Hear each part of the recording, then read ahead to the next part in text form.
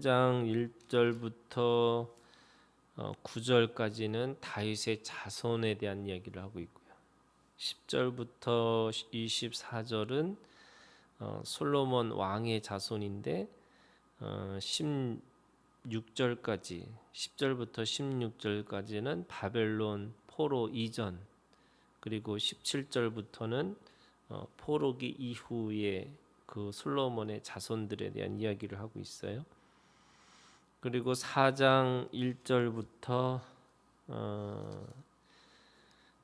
23절까지는 유다의 자손들에 대한 이야기를 하는데, 이 자손들은 이 계보를 내려가다가 이 각각의 이 종족들에 대한 이야기를 하죠. 그러니까 모든 그 자손들을 기록할 수 없으니까 대부분 다윗을 중심으로 하는 그 시대까지 그들의 종족이 어떻게 됐는지를 이 기술을 하고 있어요.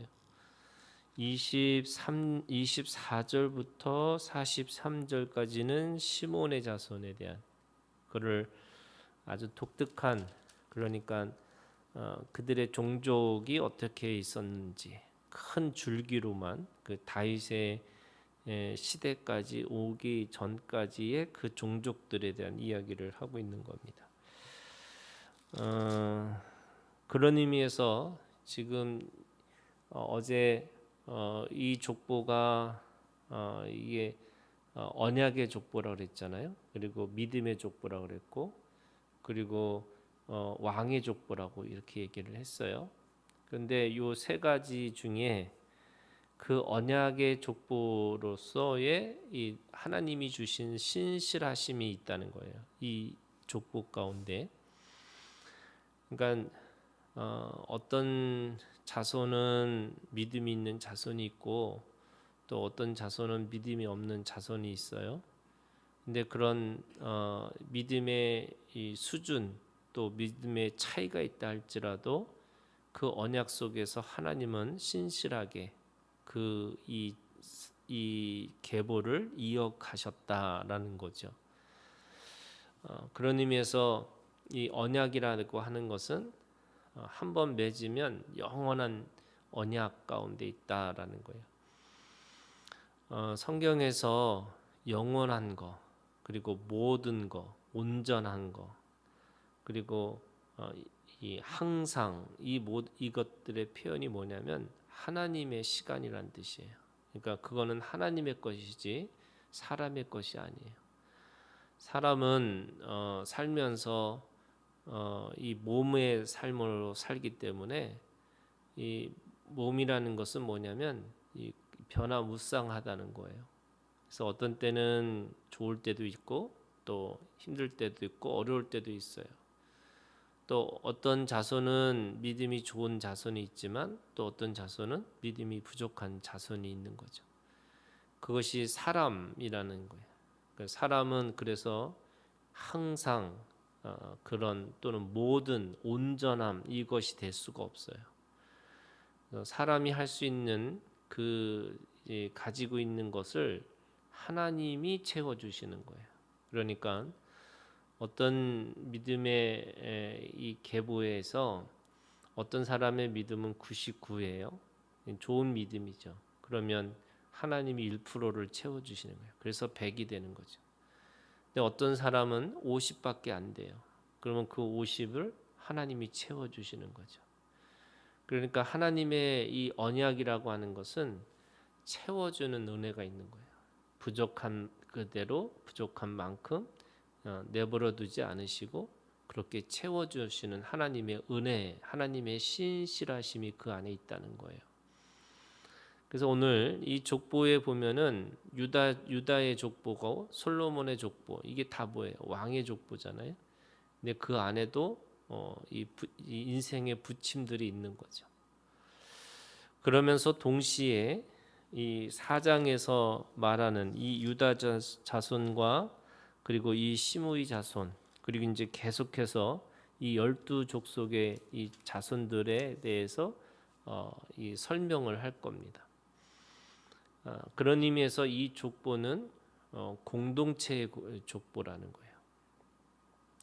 그러니까 믿음이든 왕이든 또 이 언약이라고 하는 이 속에 뭐가 있냐면 하나님의 신실하심이 있고 또 그뿐만 아니라 그 한 사람이 그 한 사람으로 남아 있는 것이 아니라 그 집안의 계보를 이어서 또 그 집안의 계보를 받고 또 그거를 이어갈 수 있는 사람이고 또 그것은 동시에 이스라엘이라고 하는 하나님의 민족의 이 하나님의 백성으로서의 한 사람, 그러니까 공동체의 족보라는 거죠. 그러니까 개인의 이름이 다 이렇게 일일이 우리가 읽을 수 없을 정도로 어려운 이름들의 그런 이 족보, 또 왜 이 이름이 굳이 그렇게 들어가야 되는 것이 왜 필요할까? 그것이 한 사람 한 사람이 개별성을 가지고 있으면서도 결국 그 한 사람의 이름이 이 이스라엘의 전체 공동체의 이름과 같다는 거예요. 그냥 이 역사를 그냥 족보를 한마디로 얘기하면은 이스라엘, 그러니까 이스라엘이라고 하는 공동체 안에서 이 한 사람이 있다는 거죠. 그래서 하나님의 신실하심이 있지만 동시에 그들은 하나님 앞에 다 개별성을 가지고 있으면서도 공동체성을 가지고 있는 사람들이다. 그래서 내가 무너지는 게 나만이 무너지는 게 아니고 바로 하나님 나라 공동체 안에 있는 이스라엘의 무너짐이 될 수 있다는 거예요. 그래서 이 첫 번째 아담의 불순종으로 인해서 모든 사람이 죄 가운데 들어간 거고 또 한 사람의 순종함으로 인해서 모든 사람이 구원에 이르렀다. 이게 한 사람이라고 하는 것이 그 한 사람으로서만 있는 것이 아니고 그게 공동체에 연결되어 있다. 이러는 뜻이 있는 거죠. 그러면서 오늘 이 3장 4장에서 우리가 아주 이게 튀는 족보의 말씀이 있어요. 그 말씀이 이 4장 9절에 있는 말씀이에요. 야베스라고 하는 우리가 너무나 잘 알고 있는 야베스의 기도가 나와요. 근데 이 야베스가 뭐냐? 그의 형제보다 귀중한 자라 그의 어머니가 이름하여 이르되 야베스. 이 야베스라는 말은요, 그냥 명사로 얘기하면은 고통이라는 뜻이에요. 또는 고난이라는 뜻이에요. 그래서 이 말씀의 9절에 뭐라고 그러냐면 이는 내가 수고로이 낳았다 함이었더라. 이 수고로이 낳았다. 이게 뭐냐면 이 야베스라는 말 자체가 수고라는 거죠. 근데 이 야베스라는 그래서 수고라는 뜻의 의미는 인생과 같은 거예요. 그러니까 인생이라는 게 뭐냐면 수고와 슬픔밖에 없다 이거잖아요. 인생이 땀 흘려서 또 내가 노력해서 이루어진 수고밖에 없는데 그것도 결국 마지막은 슬픔이라고 하는 죽음 앞에 있는 거죠. 그러니까 수고와 슬픔밖에 없는 인생, 그게 야베스예요. 그런데 지금 이 하나님의 신실하심과 하나님의 공동체 안에서 살아가는 사람에게 그러면 중요한 것이 뭐냐? 이 기도라는 거예요. 이 수고와 슬픔밖에 없는 사람들에게는 이 기도로 살아가는 이 능력이 우리 가운데 하나님께서 우리에게 주신 선물이라는 거예요. 그래서 그 기도라는 게 뭐냐? 오늘 이 세 가지 기도를 해요. 첫 번째는 10절에 있는 말씀이에요. 주께서 내게 복을 주시려거든 나의 지역을 넓히시고. 그 지역을 넓힌다는 것은 자신이 가지고 있는 삶의 영역, 그 옛날에 이게 개역 개정인데 개역으로는 지경을 넓히시고 이러잖아요. 그러니까 자기의 삶의 바운더리를 넓혀주시는 거예요. 근데 이게 지경이라는 게 결국에는 하나님의 살아계심을 경험하고 살아가라는 거죠. 내가 이곳에 머물러서 사는 게 아니고 하나님이 나에게 주신 그 동서남북을 바라보면서 하나님의 살아계심을 경험하는 게 이게 기도예요. 그러니까 우리가 말씀과 기도로 거룩해지니라 할 때 그 말씀이 있고 그 말씀을 추적하는 삶이 기도잖아요. 그러면은 인생이라는 게 결국 말씀이 없는 인생은 이 수고와 슬픔밖에 없는 거고 그 말씀을 가지고 추구하고 살아가는 게 기도잖아요. 그러면 그 기도를 통해서 뭐냐? 그 지경을 넓혀주고 살아가는 거예요. 두 번째는요, 주의 손으로 나를 도우사, 주의 손으로 나를 도우사 나로 환난을 벗어나 이렇게 됐어요. 인생은 이 사고가 일어나는 거잖아요. 이걸 영어로 얘기하면 액시던트라고 그래요. 그러니까 늘 뭔가 부딪히는 이게 생각할 수 없는 계획하지 않는 어떤 일들이 이 자충우돌로 일어나는 게 인생과 같은 거예요. 근데 기도라는 거 뭐냐? 그 환난 속에서요.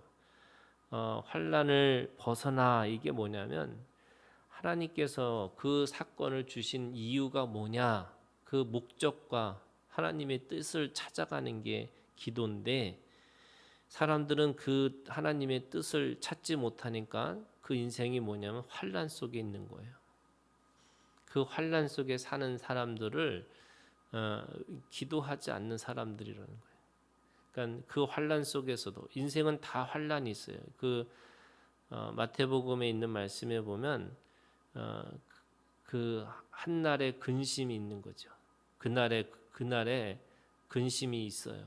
염려가 있는 거죠. 근데 그 염려와 고난을 그날에 족하니라라는 말씀은 그 문제를 가지고 자기 인생 전체까지 또는 자기의 영혼까지 파고들지 말라는 거예요. 그게 뭐냐면 기도예요. 기도는 그 문제를 더 이상 확산시키지 않는 거예요. 그래서 환난에서 벗어나라고 하셨어요. 세 번째는 내게 근심이 없게 하옵소서. 그 근심이라는 게 결국에는 환난 속에서 오는 사람의 영적인 상태가 되는 거예요. 그게 근심이 되는 거죠. 염려하고 두려움 가운데 빠지다 보니까 하나님을 두려워하는 게 아니라 인생을 두려워하는 거예요. 인생을 두려워하지 않으려면 우리가 기도하는 거죠. 기도하면서 결국 그 인생 속에서 하나님이 움직이고 계시고 하나님께서 함께 하신다는 걸 깨닫는 겁니다. 그가 구하는 것을 허락하셨더라. 그래서 오늘 우리가 하나님 앞에 하나님의 살아계심의 지경을 넓히고 그리고 문제 속에 매몰되지 않고 그 환난을 벗어나서 내 영혼까지 이 치고 들어오는 것들을 내가 하나님 앞에 근심을 없게 할 수 있도록 그렇게 살아가는 것. 그게 바로 인생 속에서 살아가는 이 야베스의 기도와 같은 겁니다. 오늘도 주님 앞에서 이 야베스의 기도가 우리의 기도가 되기를 주님의 이름으로 축원합니다.